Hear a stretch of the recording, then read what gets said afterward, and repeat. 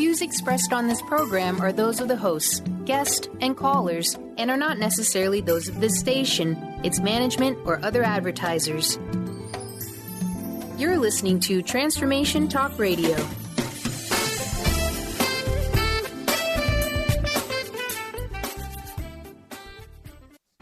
Moms, are you ready to become enlightened, empowered, and stress-free? Well, get ready because you are about to tune into vibrant, powerful moms helping everyday women create an extraordinary life with Debbie Pokornik. Each week, Debbie discusses topics to help you become self-aware, inspired, and on track to create the life you crave. It's time to stop settling and start thriving. And it all begins now on Transformation Talk Radio.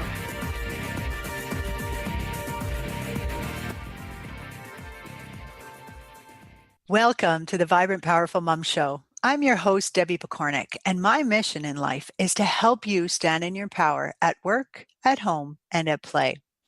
Today's show is focused on standing in your power despite a diagnosis. There are certainly some situations in life that make us more susceptible to giving our power away. Even if you've learned how to stand in your power in other areas of your life, and receiving a diagnosis for you or a loved one that you're personally responsible for, like your child, your parent, your hubby, is definitely one of those times. When you receive a diagnosis, depending on how long a trek you've been on to get to that point, there's often an initial sense of relief. It's like thinking, okay, so I'm not crazy. I knew something was off. This is quickly followed by emotional upheaval in the form of fear, self-doubt, uncertainty, panic, and thoughts such as, what do I do? This can't be happening. I did not sign up for this.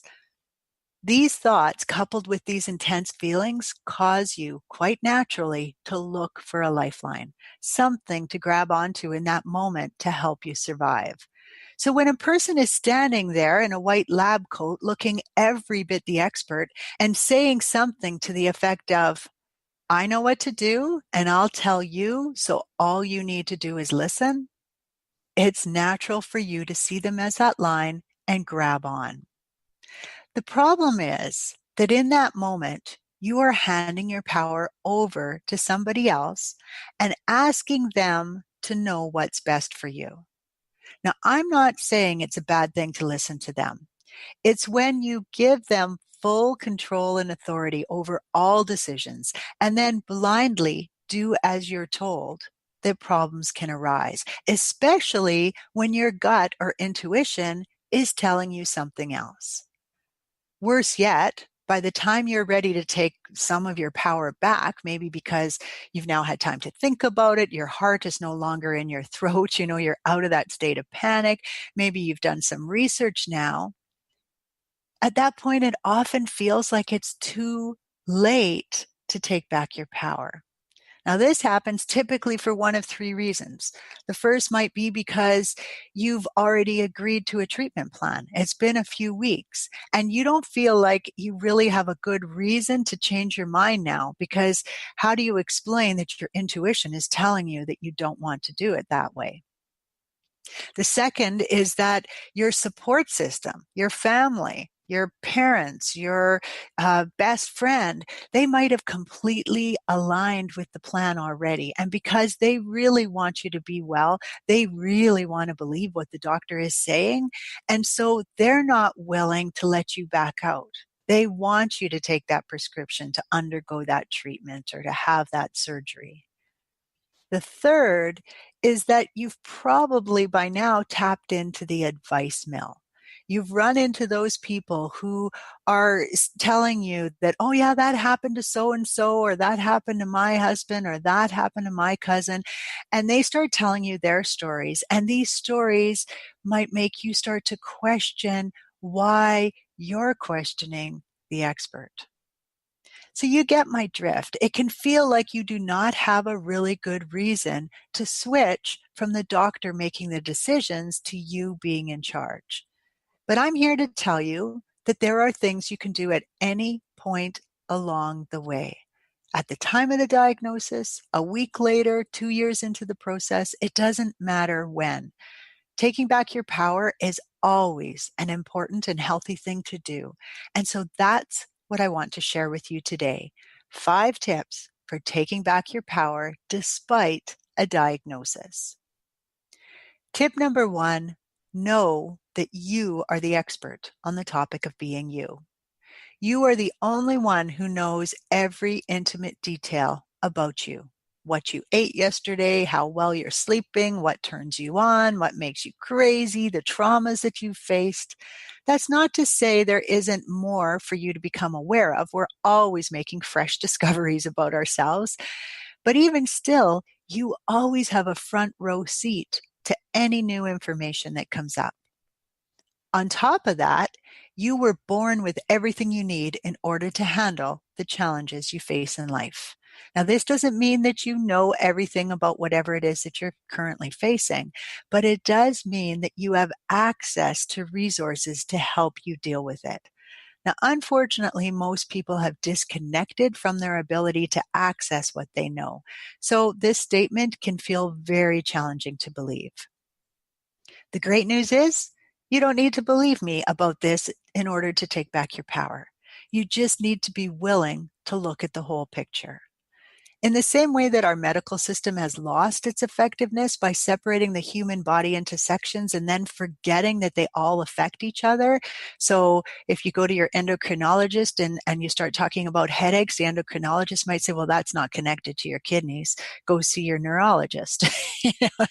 And in that same way, many people have lost sight of the fact that they are the only ones who have access to the full picture when it comes to their situation.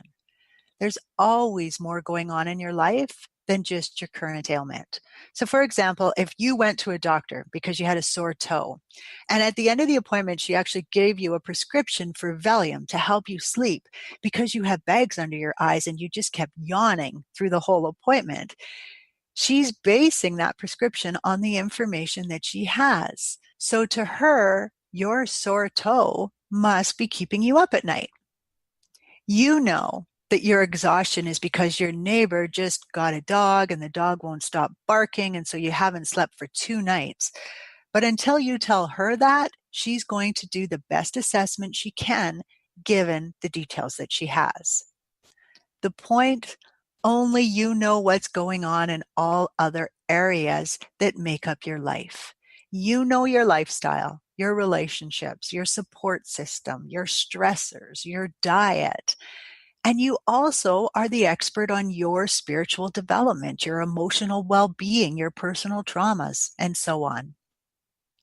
You are the only person who knows all the pieces that make you, you. And that makes you the expert in the room. This does not mean that you must have all the answers and know the best way to handle things. In fact, nobody, not even the doctor, knows that, and yet we often expect that from them. But it does mean that you should be the head of your health team. In other words, every piece of information should be shared with you, and the final decision for how things will proceed needs to always be yours. This is also true when it comes to young children. Until that child is mature enough to head their own health team, if it's your child, you will need to lead for them. Now, I just caution you, though, that depending on their age and how verbal they are, you want to talk to them about what's going on. Notice how they light up at some things, retract from others, and really explore that with them if you can. Your connection to them can help you feel the resonance for them if you remain open and out of a fear type state. When you hand your power over to the doctor, the specialist, or anybody else, you're setting yourself up for pain and misery. In truth, you are also setting the doctor up for failure since they are making decisions based on what they've learned to be true, not on what's best for you. Refuse to give your power away long-term to an outside expert just because he or she is wearing a white lab coat and using big and confusing words. Even if they're really friendly, Take the time to notice the sticky points or snags, as I like to call them. Ask questions, do research, insist on answers that feel right or that you understand. Paid experts don't always have your best interest at heart, and they too are affected by limiting beliefs. So what can you do? I mean, if you're the expert, well, that's what tip number 2 is all about. Tip number 2 is reconnect with your natural guidance system and let it lead the way. Your natural guidance system is something that you were born with and then have quite likely spent the rest of your life learning to ignore. This is the part of you that has access to way more information than you think you know, because it holds more than what you've learned in this lifetime. Your natural guidance system is always talking to you with body cues, even things like goosebumps or angel bumps, as I like to refer to them. Signs, where you start seeing the same words on different things, maybe on a billboard, maybe on a license plate, maybe on someone's shirt, these kind of signs, synchronicities, even your feelings and intuitive hits are part of your natural guidance system. The easiest place to start reconnecting is with your feelings, since most of us know about them, even if we don't listen to them or use them properly. Feelings are signals. They're meant to help you choose a direction, not to tell you how you should respond. Learning how to notice your feelings, how to process them, and how to let them go is a key piece to regaining your health and one of the reasons that they come up in so many of my podcasts. Another way to reconnect with your natural guidance system involves tuning back in to your inner wisdom. This includes things like your intuition, your dreams, your higher self, and even your spirit guides. When people are disconnected from their higher self, the ego or human side of them will be put in charge of their experience, which is much like asking the household pet to run the home. It's simply not equipped to do that. This results in the ego's buddies, known as inner critic and patterns of self-destruction, waking up and helping the ego to run the show. Now, not surprisingly, this negatively affects a person's health, their resiliency, and their overall happiness. Tuning back into your natural guidance system takes time, trust, and patience. Now, you can go it alone, although it definitely takes more effort and discipline to do it that way, or you can team up with someone like me to help guide you through the shortcuts and all the processes. Tip number 3, use your energy to help you heal rather than to drain your resources. Becoming aware of how you are using your energy and what you can do to use it to strengthen you and plug the drains is always important, but especially when you need to heal. It's so easy to put your energy into that if only thinking. If only I hadn't gotten that immunization. If only I hadn't driven that way home.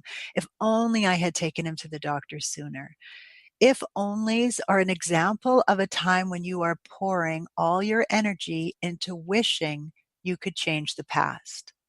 The flip side, which is just as troublesome, is putting your energy into worrying about the future. What if? How do I know what's the best answer?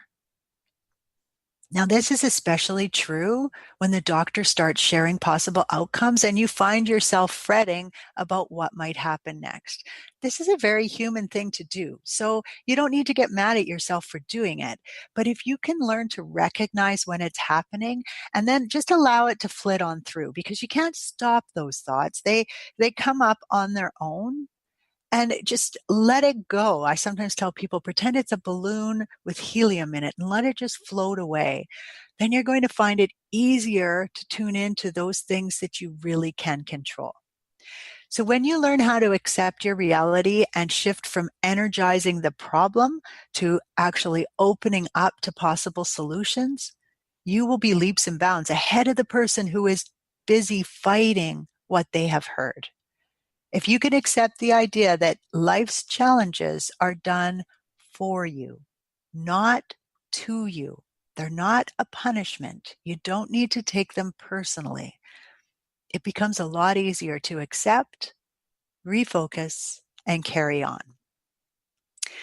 I love to share a parable about an ancient Chinese farmer who refuses to judge things as good or bad, but instead wants to wait and see how they turn out. So his most common line through that whole story is, maybe good, maybe bad, we'll see. And there's something really important to learn from that. Events are neutral. We decide how good or bad they are, and then we base our reaction on what we have decided. You access the power of this tip when you're able to stay neutral despite what you are hearing. So a quick tip that I like to share with people for this is to replace disempowering statements like, this is terrible, I can't do this, I have no choice, I don't know what's going to happen, with more empowering ones, starting with, I wonder. So I wonder what this diagnosis really means. I wonder how I can make this situation more tolerable. I wonder what I'm meant to learn from this.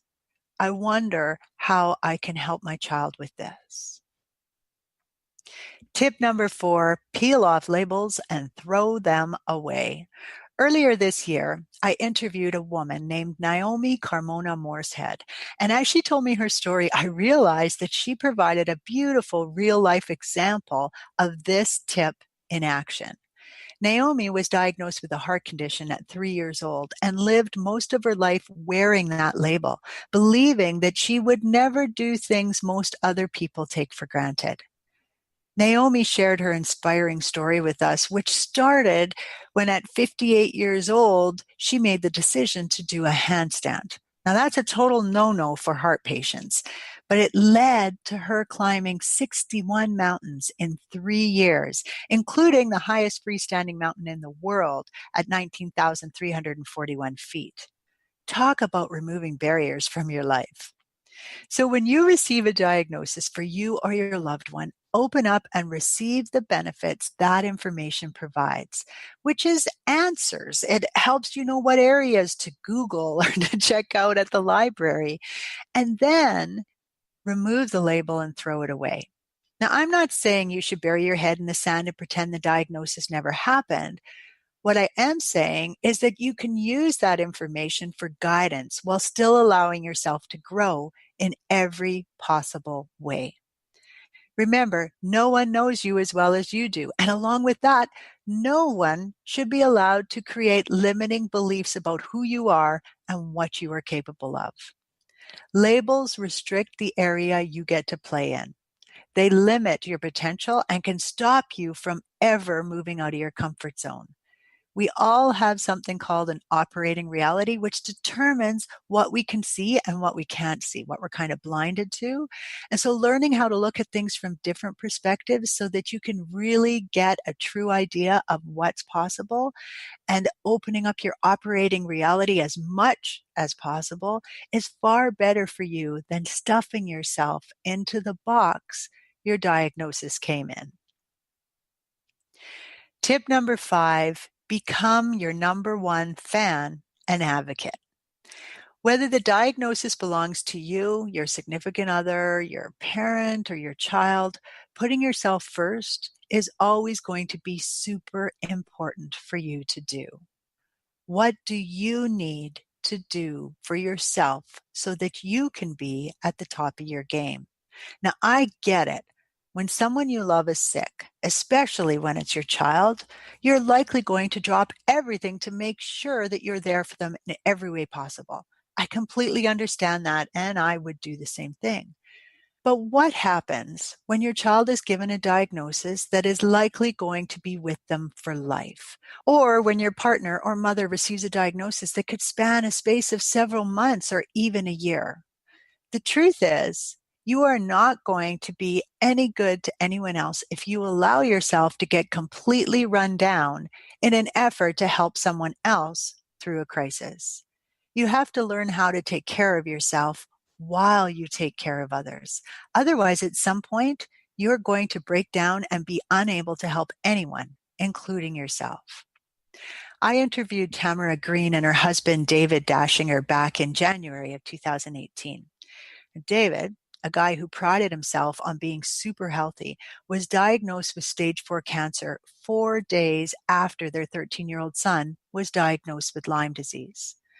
For Tamara especially, this could easily have been a time where she ran herself ragged caring for her guys and ignoring what her body needed from her.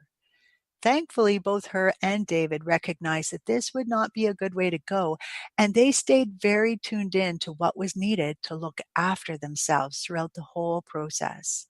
In the end, this experience helped them become aware of and question their limiting beliefs, to practice using self-care tools like meditation, yoga, and mindfulness to stay grounded and calm, to learn and implement many new health strategies into their lives, and even to come up with a way to share all this information through a really wonderful book to help others with their cancer journey.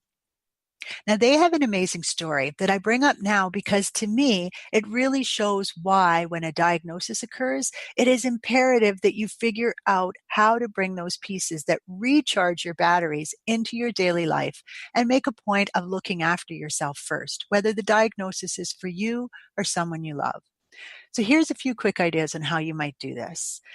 Think about what you need to be at the top of your game and figure out how to fit in even little bits of it into each and every day. It might mean bringing your own healthy food with you to the hospital rather than eating the cafeteria fare. It might mean going for walks outside while your partner goes through a treatment. It could involve stretches, meditation, or yoga moves that can be done in a waiting room or bathroom. It might mean learning to journal and carrying that book with you to access at any time. Knowing how to gauge your stress levels is also a really important part of this tip. So if you don't know how to do this, it is time to learn. I tell you how to do it in my complimentary Secrets for Being a Vibrant Woman that you can easily get off of my website, but I'm sure there's many other people out there that can give you tips as well. Be super honest with yourself about what works for you. Don't force yourself to have a bath every evening if deep down you hate baths and are only doing it because other people suggest that it's a great self-care tool. Open yourself up to receiving help. Ask for it and have a list ready so when people offer to help, you actually have ideas you can suggest to them. Like cutting your grass. Hey, it would be awesome if you could stop by my place and cut my grass this week. Or if you could pick my son up from school on Wednesday. Or maybe your daughter could walk my dog. So having these kind of ideas helps that other person know how they can help you and can make a huge difference in the amount of help that you receive. Receiving help is often far more difficult than any of us would ever expect. So thinking about this one and being ready to offer ways people can help you is really a great tool to have. Finally, let go of things that just aren't that important. And whenever possible, delegate those that must get done. It's not always easy to remember all 5 of these ideas when you receive a diagnosis. Never mind practice them on a regular basis, but becoming aware of them is a giant step in the right direction and will help them pop to mind when you need them most. So in summary, if you can remember that you are in fact the expert in your own world, that you've come equipped with a natural guidance system that you can tune into that will help you access your inner wisdom and really get a lot more information than you can even get from the internet. And then remember that you are in charge of where you spend your energy. And so you can decide where you're going to put it, where you're going to use it, to worry about the past, to fret about the future, or right now in that very powerful moment where you have all the control. Throw away those labels. Just peel them off, throw them away, use them in whatever you can, and look after yourself just as well, if not even better, than you would anybody else. You will find that the diagnosis doesn't have to be as incredibly difficult as it might be feeling right now. With much respect for you and the journey you are on, this is Debbie Pokornik wishing you a vibrant and powerful day. You've been listening to Vibrant, Powerful Moms with host Debbie Pokornik. If you've enjoyed this show, please give us a shout out and leave us a positive review. To find out more about Debbie and her sisterhood of Vibrant, Powerful Moms, visit empoweringenergy.com. That's empowering with letters NRG.com.